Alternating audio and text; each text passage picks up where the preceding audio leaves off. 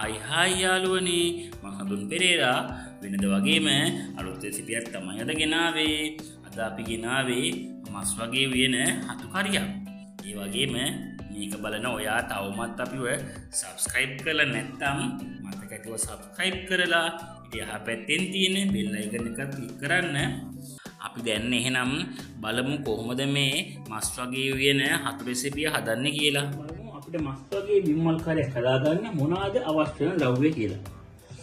අපිට මුලින්ම අවශ්‍ය වෙන බිම්මල්, ඒ වගේම බැදු 3-5 නැත්නම් අමු 3-5 අරගන්න බැදලා කරලා, කහ, හීන කපාගත්ත ලුණු, සීන කපාගත්ත සුදු ලුණු, ඒ වගේම කැමති නම් ඔයාලා පොල් කෑලි එක්ක හොගල ගන්න පුළුවන්.